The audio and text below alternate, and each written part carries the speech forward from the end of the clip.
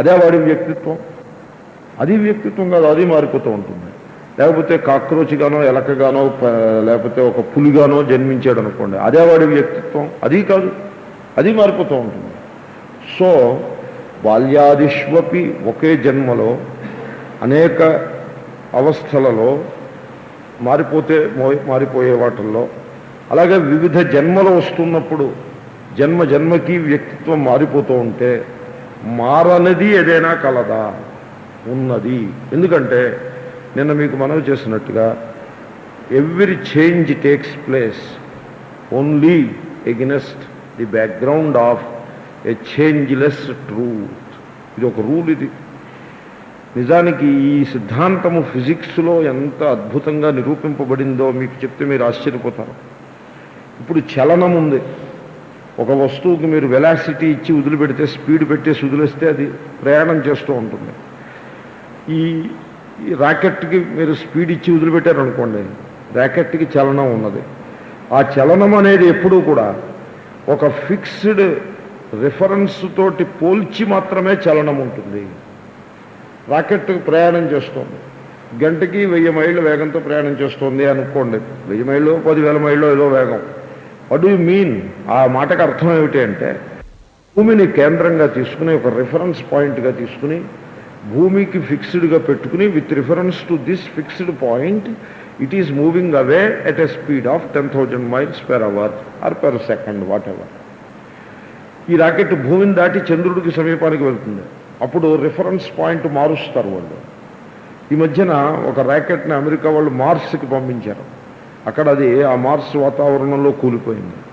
Mars యొక్క పరిధిలోకి, కక్ష్యలకి సమీపంలోకి వెళ్ళినప్పుడు దాని యొక్క రిఫరెన్స్ పాయింట్ భూమి ఉండదు, ఇంకా మార్స్ని రిఫరెన్స్ పాయింట్గా పెడతారు. అప్పట్లో ఇంకొక రాకెట్ని, పయనీర్ అనే రాకెట్ని జూపిటర్ మీదకి పంపించారు. అప్పుడు అది జూపిటర్ కక్ష్యలోకి ప్రవేశించే నాటికి దాని రిఫరెన్స్ పాయింట్ జూపిటర్ అవుతుంది. ఈ విధంగా ఏదో ఒక రిఫరెన్స్ పాయింట్ పెట్టుకుంటూ ఉంటారు. దీని మీద ఫిజిక్స్లో ఒక థియరిటికల్ క్యాల్కులేషన్ చేశారు. ఐన్స్టైన్ చేసేది ఈ క్యాల్కులేషన్. ఈ రాకెట్స్ని ఒక థియరిటికల్ రాకెట్ ఒకటి మీరు ఊహించండి. ఈ రాకెట్ అలా వెళ్ళి మన సోలార్ సిస్టమ్ను దాటేసి వెళ్ళిపోయింది. మన మిల్కీవే గెలాక్సీలో ప్రయాణం చేస్తోంది. మహావేగంతో వెళ్ళి దాన్ని కూడా దాటేసి వెళ్ళిపోయింది.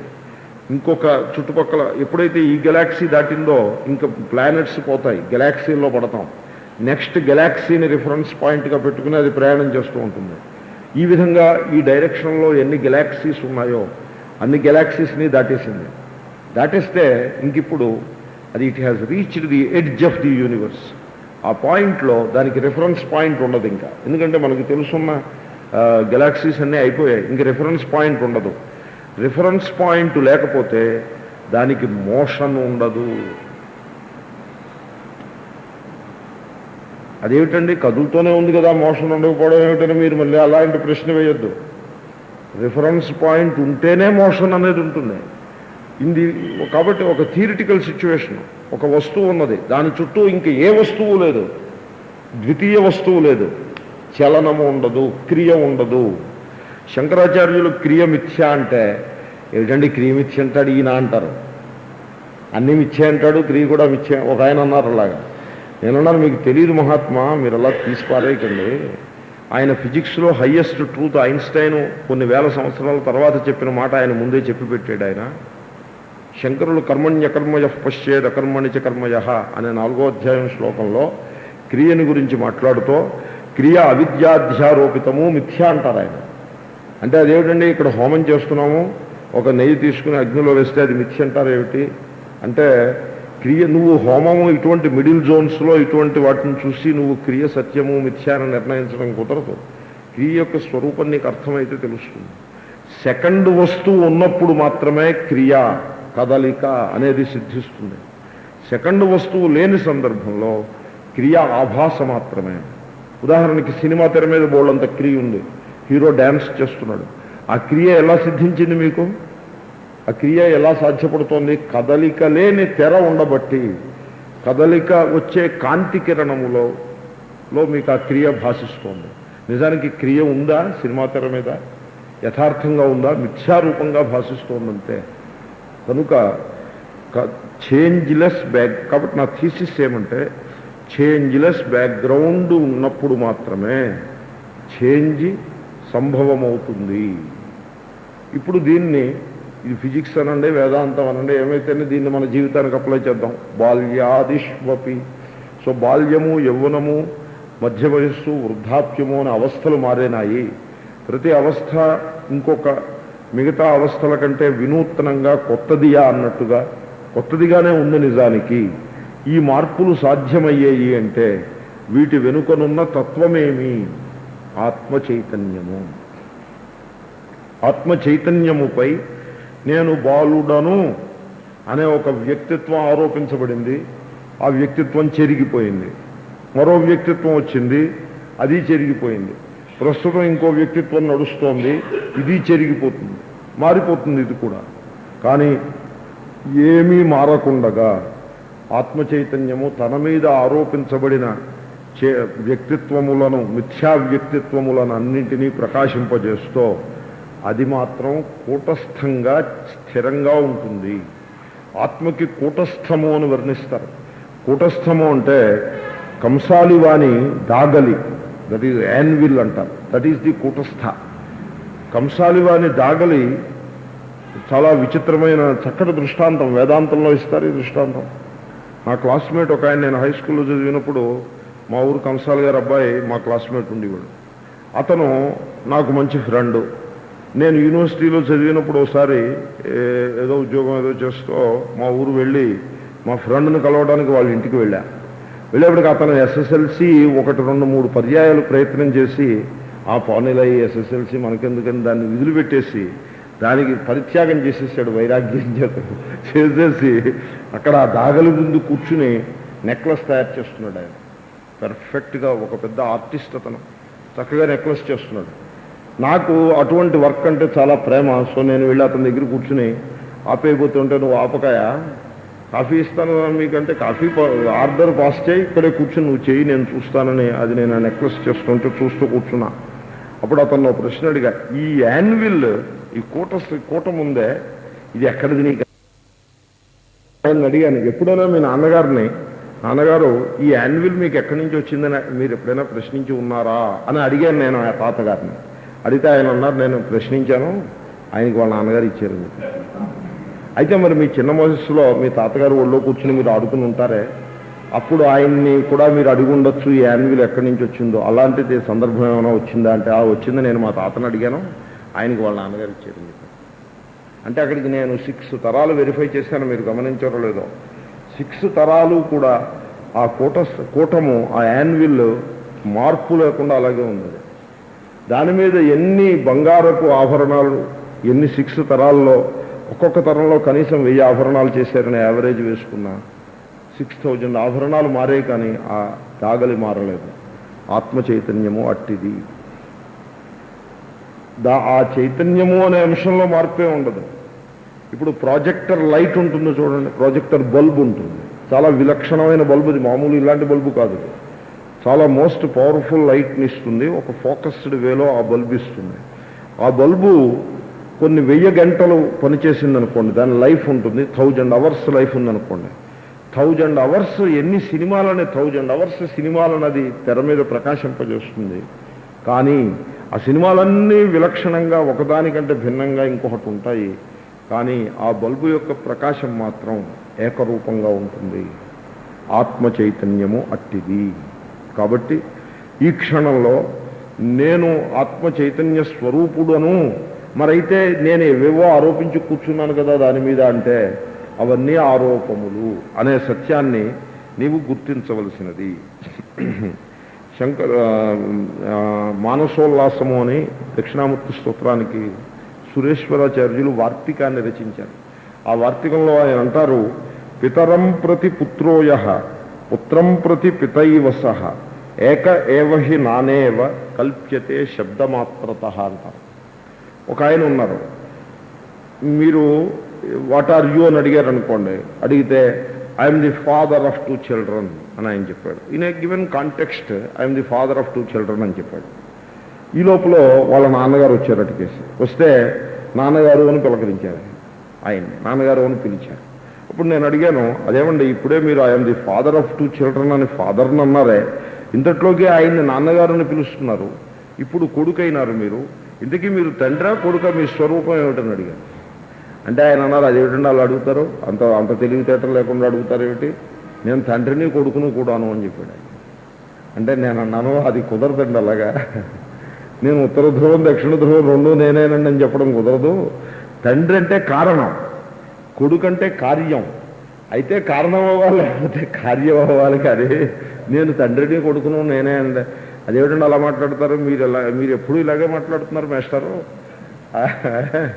నేను రెండూనండి అని చెప్పారు ఆయన. అలా కుదరదండి, రెండు కాదు. మరైతే మరి నేను రెండుగా ఉన్నాను ఏమిటి అంటే, ఆ రెండూ కల్పితమే. My God, my fatherhood and my sonhood both statuses రెండూ కల్పితమే. ఎస్, రెండూ కల్పితమే. మరైతే రెండూ కల్పితం అవ్వాలంటే కల్పనకు ఆలంబనమైన ఒక మూలం ఒకటి ఉండాలి. అదేమిటి అంటే అదే ఆత్మ చైతన్యం. ఆ చైతన్యం లేనిదే తండ్రి అనే భావన నిర్మాణం కాదు. ఎందుకంటే ఏ భావన హృదయంలో నిర్మాణమైనా దానిని ప్రకాశింపజేసే చైతన్యం ఉండాలి కదండి. హీరో కనబడ్డాడు తెర మీద, వెనకాల దీపం ఉండబట్టే కనబడ్డాడు. హీరోయిన్ కనపడింది ఇంతట్లోకిను. హీరో మేళ్ళు, హీరోయిన్ ఫీమేళ్ళు, బోల్డంత డిఫరెన్స్ ఉన్నది. పూర్వం హీరోయిన్స్ ఓ రకంగా ఉండేవారు, వ్యాంప్స్ వేరే, హీరోయిన్స్ వేరే ఉండేవారు. ఇప్పుడు వ్యాంప్స్ని వీళ్ళు ఓవర్టేక్ చేసేసి వాళ్ళకి ఉద్యోగాలు లేకుండా చేసి వారేశారు వీళ్ళు. సో ఎనీవే, ఆ హీరోయిన్ని ఆ దీపం ప్రకాశింపజేస్తుంది. అదే దీపం ప్రకాశింపజేస్తుంది. కొత్త దీపం, ఇంకో స్పెషల్ దీపం వచ్చి ప్రకాశింపజేస్తుంది అనుకుంటున్నారా? లోపల విలన్ వస్తాడు రాజనాల, వాడిని కూడా అదే దీపం ప్రకాశింపజేస్తుంది. వాడి కోసం స్పెషల్గా ఇంకో దీపం పెట్టరు.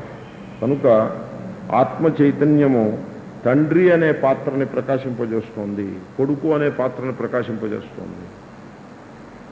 కాబట్టి ఏం తేలింది దీన్ని బట్టి? నేను యథార్థంగా తండ్రిని కాదు, కొడుకును కాదు. మరైతే నేనేమిటి? నేను తండ్రిని కొడుకుని కాబట్టి ఇంకేమిటి నేను?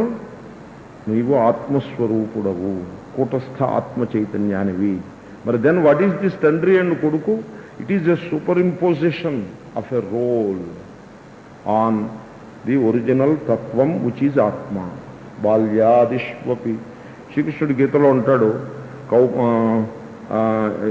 తథా దేహినోస్మిన్ యథా దేహే కౌమారం యౌవనం జరా తథా దేహాంతర ప్రాప్తి ధీరస్తత్ర నముహ్యతి అని ఒక శోకిస్తున్న వ్యక్తిని గూర్చి ఈ సిద్ధాంతాన్ని చెప్పి వాడి యొక్క వ్యక్తిత్వపు అవగాహనను పెంచి శోకాన్ని నిర్మూలిస్తాడు. ఈ సిద్ధాంతము ఊరికే ఇది ఒక థియరిటికల్ ఎనాలిసిస్ అని అనుకున్నారు. It is not so. It has got a very deep meaning. ఒక కుర్రాడు వాళ్ళ తండ్రి కుర్రాడు చిన్న వయసులో ఉండగానే తండ్రి, మధ్య వయసులో ఉన్న తండ్రి హఠాత్తుగా పెద్ద అనారోగ్యం వచ్చి మరణించాడు. మరణిస్తే ఆ కుర్రవాడు ఆ మనస్సు ఆ దుఃఖాన్ని తట్టుకోలేక హీ కొలాప్స్డ్. అండ్ దెన్ మన డాక్టర్ దగ్గరికి తీసుకెళ్తే డాక్టర్ ఇంజెక్షన్ ఇస్తే హాస్పిటల్లో ఉన్నాడు. ఒకటి he was lying on a hospital bed. ఆ స్థితిలో నాకు చెప్పారు, ఇదండి పరిస్థితి, how to take care of this situation, కర్మకాండ చేయాల్సిన ఒకే ఒక కుర్రాడు అని. ఇప్పుడు నేను ఆ కుర్రాడి దగ్గరికి వెళ్ళి, ఏమో నువ్వు నన్ను గుర్తుపట్టేవా అని అడిగితే, గుర్తుపట్టానండి, మా నాన్నగారు పోయారండి అని బావురమన్నాడు. నేను అన్నాను, నువ్వు మీ నాన్నగారు పోయారని ఎందుకు అనుకుంటున్నావు? మీ నాన్నగారు పోలేదు అంటే, అదేమిటి పోకపోవడం ఏమిటి? అవును, దేహము నశించిందే కానీ దేహమునకు ఆధారభూతమైన ఆత్మ నశించలేదు. నేను ఒక ప్రశ్న అడిగాను, మీ నాన్నగారు ఏంది నీకు యథార్థమైన వాస్తవమైన ప్రేమ ఉన్నదా అంటే ఉంది అన్నాడు. మరి అయితే ఉన్నప్పుడు ఆయన చెప్పిన మాట విని ఆయన చెప్పినట్టుగా చేసావా నువ్వు ఆయన జీవించున్నప్పుడు? అవును, నేను చేశాను. మరి అయితే ఇప్పుడు కూడా ఆయన విషయంలో నీ కర్తవ్యాన్ని ఆయన జీవించి ఉండగా నీవు ఎలా పాలించావో ఇప్పుడు కూడా అలా పాలించాల్సిన అవసరం ఉన్నది. అదే యథార్థమైన ప్రేమ. అంటే నేనైతే నా కర్తవ్యాన్ని నేను పాలిస్తాను, ఏమిటి నా కర్తవ్యం చెప్పండి అంటే, పద వెళ్ళి కర్మకాండం చేయి. సో దేహభిన్నమైన ఆత్మ అనే దర్శనము చిన్న మాట, అది పెద్ద విషయం ఏం కాదు. దేహాలు మారినా ఆత్మ నశించదు. మార్పు వచ్చేదానికి బ్యాక్గ్రౌండ్లో ఆత్మ చైతన్యము స్థిరముగానున్నది అనే ఈ అంశాన్ని, ఈ సత్యాన్ని మాట మార్చి మరొక భాషలో ఆ వ్యక్తికి చెప్పడంతో అతను ఏ స్థాయిలో ఇరుక్కుపోయి ఉన్నాడో, దిక్కుతోచని దుఃఖముతో బాధపడుతున్నాడో ఆ స్థాయి నుంచి ఒక్క లెవెల్ పైకి వచ్చాడంతే. ఆ ఆత్మ బ్రహ్మ ఇటువంటి మాటలకి ఇంకా అతనికి అర్థం తెలియకపోవచ్చు. కానీ ఒక్క లెవెల్ పైకి, ఒక్క స్టెప్ పైకి తీసుకొచ్చారు. ఇంకా చాలా స్టెప్స్ పైకి రావాల్సి ఉంటుంది అతను ఆత్మస్వరూపాన్ని తెలుసుకోవాలంటే. బట్ అవన్నీ వెయిట్ చేస్తాయి. There is no hurry for them. Just one step you elevate the guy, the person, he is elevated. అతనికి ఉన్న శోకం పోతుంది. శోకం అట్లీస్ట్ రెడ్యూస్ అవుతుంది. ఒక న్యూ విషన్ మనం ఇచ్చిన వాళ్ళం అవుతాం. అతను తన కర్తవ్యాన్ని పాలన చేస్తాడు. దాని తర్వాత ఇంకా చాలా ఉంది చెప్పాల్సింది. కాబట్టి ఆ విధంగా అర్జునుణ్ణి శ్రీకృష్ణుడు అడ్రస్ చేస్తాడు అక్కడ. That is the technique used by Bhagavan with reference to Arjuna. Because అర్జునుడు కూడా ఆ కుర్రవాడి స్థితిలోనే ఉన్నాడు. తన కర్తవ్య విషయంలో శోకము చేతను పరాభూతుడై ఉన్నాడు. కాబట్టి మనల్ని శోకము మొదలైన ఈ భావావేశములు మనల్ని ఓవర్వెల్మ్ చేస్తాయి, పరాభూతుల్ని చేస్తాయి. దానికి కారణం ఏమంటే మనకి ఆత్మస్వరూపముపై ఈ వ్యక్తిత్వములన్నీ అధ్యారోపితములై ఉన్నవి అనే సత్యం తెలియకపోవటం. So anyway, coming to the point, that is the practical aspect of this knowledge. Anyway, so బాల్యాదిష్వపి, అక్కడికి ఆ అవస్థలను వర్ణించటమైనది. జాగ్రత్తాదిషు, ఇది ఒక జీవితాన్ని తీసుకుని చెప్పిన దృష్టాంతం. ఒక పూర్ణ జీవితంలో వచ్చినటువంటి బాల్య, యౌవన etcetera. You take one day, నిత్యకృత్యం. ఎందుకంటే ఒక స్థితిని మనకి long range plan, short range plan ఉంటాయి, రోలింగ్ ప్లాను, వీటికి తోడుగా ఇంకొకటి. అన్ని ప్లాన్లు కలిపి ఏదీ చేయలేదు ఫైనల్గా, అది వేరే సంగతి. ఆ రకంగా ఉన్నట్టుగా సో వన్ హోల్ లైఫ్ని అనాలిసిస్ చేశాము. But one day you take. ఒక వ్యక్తి యొక్క జీవితంలో ఒక రోజులో జాగ్రత్త అవస్థ ఉన్నది. మనం ఇప్పుడు జాగ్రత్త అవస్థలో ఉన్నాము. జాగ్రత్త అవస్థ అంటే ఏమిటనుకుంటున్నారు మీరు? పొద్దున్న 6ంటికి నిద్రలేచింది మొదలుకుని రాత్రి 10ంటికి పడుకోబోయేదాకా ఉండే కాలము అని అనుకుంటున్నారా? కాదు.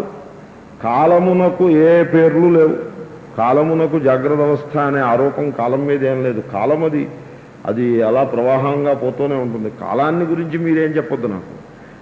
జాగ్రత్త అవస్థ అనేది మీ యొక్క స్వరూపం. మీకు ఆపాదించుకున్నటువంటి ఒక స్థితి, ఒక అవస్థ. కాలానికి అవస్థ కాదు అది. అయితే మరి జాగ్రత్త అవస్థ అంటే ఏమిటి?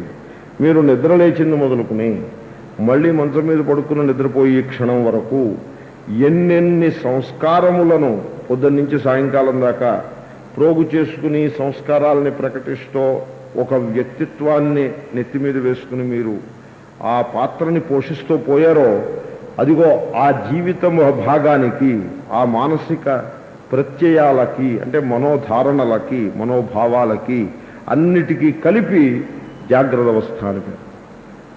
పొద్దున్న నిద్రలేచాను. ఎలా నిద్రలేచాను? అయాం అని నిద్రలేస్తాడు.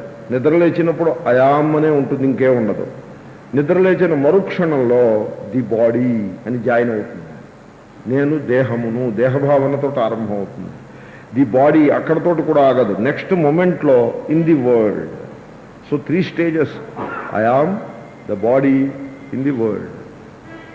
నేను ఈ ప్రపంచంలో ఈ దేహమునై ఉన్నాను. ఈ రకంగా జీవితం ఆరంభిస్తాడు. ఈ ప్రపంచంలో ఈ దేహము నేను ఉన్నాను అని, ఈ ప్రపంచము అనే సంగతి నీవేమైనా విచారం చేసి శాస్త్రాన్ని అధ్యయనం చేసి తెలుసుకున్నది కాదు. ఈ ప్రపంచం యొక్క స్వరూపం గురించి నేను మీకు మనవి చేశాను. తర్వాత ఈ దేహము నేను అనే నిర్ణయం కూడా ఎప్పుడైనా దాన్ని కూడా ఇంకొంచెం నేను విస్తారంగా అనాలిసిస్ చేస్తాను. ఆ నిర్ణయం కూడా నువ్వేమీ శాస్త్రాన్ని అధ్యయనం చేసో, లేక తపస్సు చేసి ఈశ్వరుణ్ణి సాక్షాత్కరించుకునో, బుద్ధుల్లాగా జ్ఞానాన్ని పొందో చేసుకున్న నిర్ణయం ఏం కాదు. నాన్న ఈ దేహం నువ్వురా అని మీ అమ్మగారు నీకు చెప్పారు, మా అమ్మగారు నాకు చెప్పారు, నేను అదే కొనసాగిస్తున్నాను. మా అమ్మగారు నాన్నగారు చెప్పారు ఈ దేహం నువ్వని. వాళ్ళు ఎక్కడి నుంచి చెప్పారు? వాళ్ళు ఏమైనా శాస్త్ర పరిజ్ఞానం చేత, జీవితానుభవం చేత చెప్పారా? కాదు. వాళ్ళకి వాళ్ళ అమ్మగారు నాన్నగారు వాళ్ళకి చెప్పారు. దీన్ని అంధ పరంపర అంటారు దీన్నే. కాబట్టి ఈ దేహము నేను అన్నది మనం ఒక విచారం చేసి, ఎంక్వైరీ చేసి, పరిశీలించి తెలుసుకున్న సత్యమేం కాదు. దాంట్లో తెలుసుకోవాల్సిన అంశాలు ఇంకా ఉన్నాయి. సో ప్రారంభమే ఒక ధారణ. ఏ ధారణ అయితే శాస్త్ర విరుద్ధమో, తప్పో, ఆ ధారణతో ఆరంభం. తెల్లవారిని రోజు జాగ్రత్త అవస్థ ఆరంభమైంది. I am a body in the world. అక్కడ ఆగదు. Then I am so and so. I am the head of the family. I am the father of children. I am the mother. I am the brother, sister. ఉద్యోగస్తుణ్ణి, నాకు ఆఫీసులో ఇవి ఉన్నాయి, అవి ఉన్నాయి అని ఇలా ఒకదాని తర్వాత ఒకటి టైము 1 అవర్ తర్వాత 7 గంటల అయ్యేప్పటికీ బ్రేక్ఫాస్ట్ రెడీగా ఉందా లేదా, ఇంకా ఎందుకు వీళ్ళు బ్రేక్ఫాస్ట్ రెడీ చేయలేదు అనే అదో వ్యక్తిత్వం. ఈ లోపల 9కి స్కూటర్ వేసుకెళ్తుంటే ఈ బడ్జెట్ వస్తుంది, ధరలు పెంచేస్తారు, మళ్ళీ ఇంకో వ్యక్తిత్వం. ఈ విధంగా అనేక భావములు ఒకదాని తర్వాత ఒకటి మనస్సులో నిర్మాణం అవుతూ ఉంటాయి. రోజంతా గడుస్తుంది.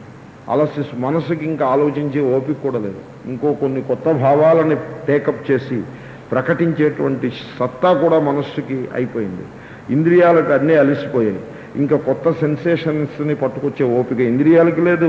ఆ సెన్సేషన్స్ని సంస్కారముల యొక్క పరిధిలో విశ్లేషణ చేసి కంక్లూషన్స్ చేసే ఓపిక మనస్సుకి లేదు. అలసట వచ్చేసింది, పడుకుని.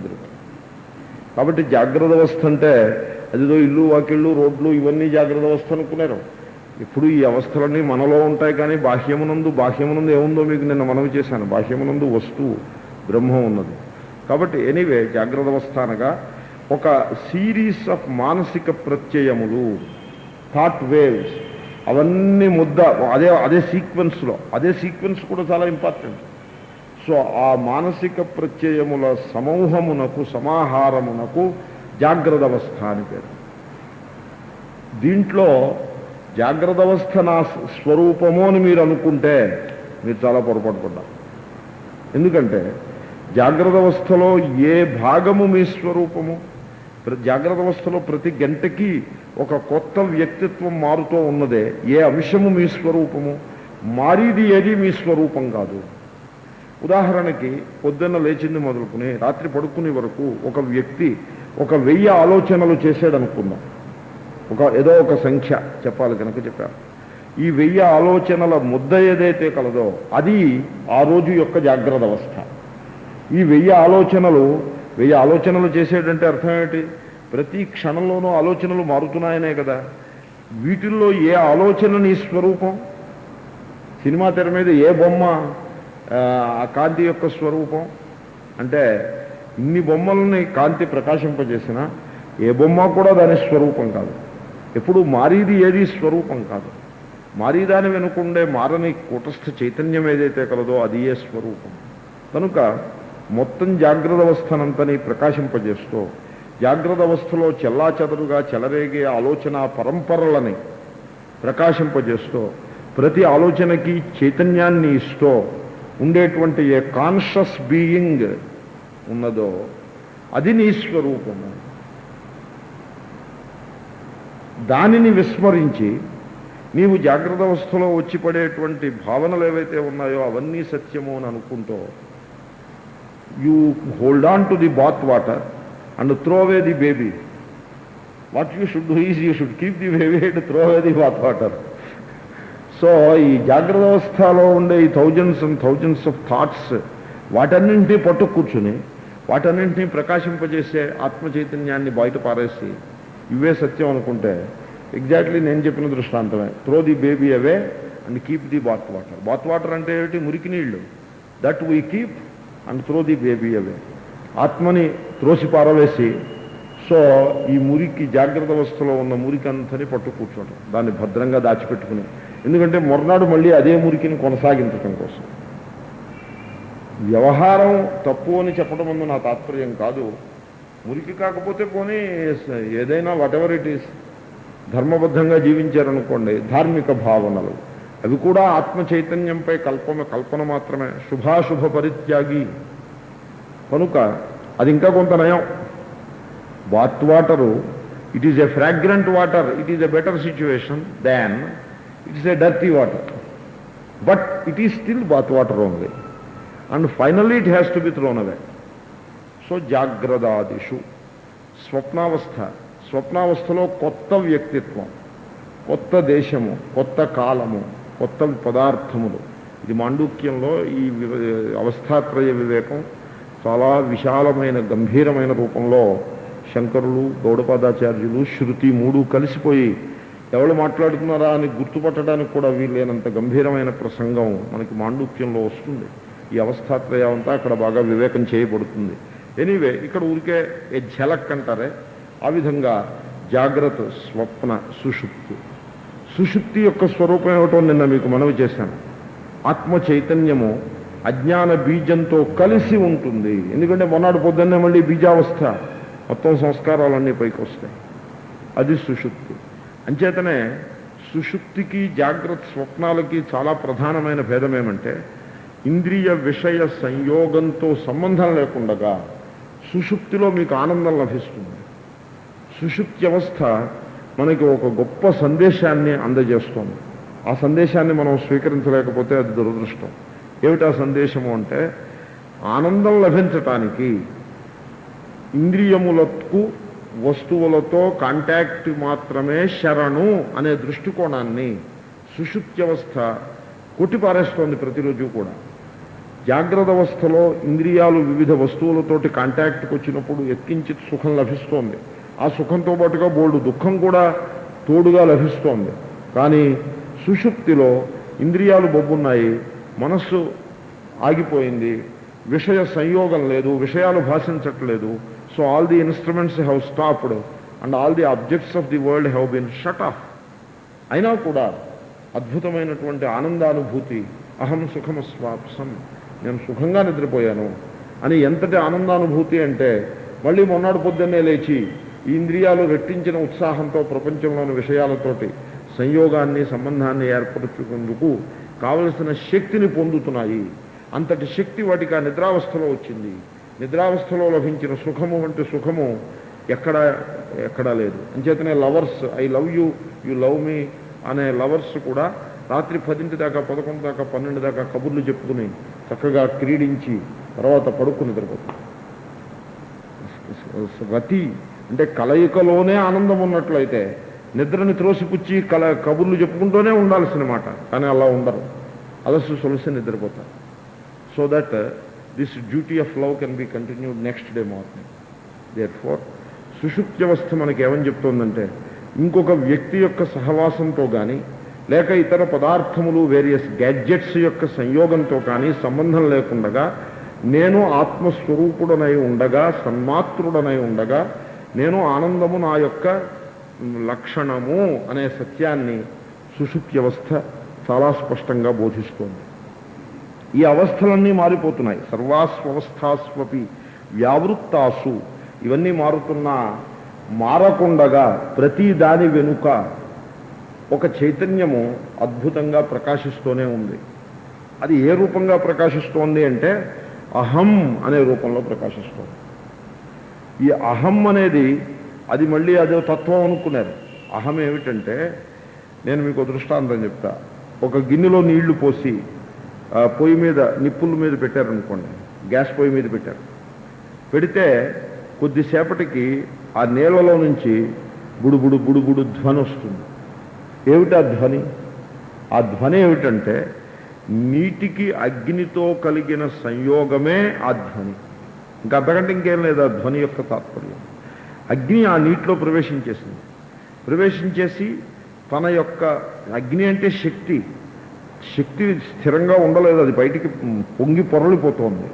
అది శక్తి ఎప్పుడైతే ఆ నీరు అనే మీడియం ద్వారా బయటకు వస్తుందో అప్పుడు బుడుబుడు బుడుబుడు ధ్వని వస్తుంది. అదేవిధంగా ఆత్మ చైతన్యము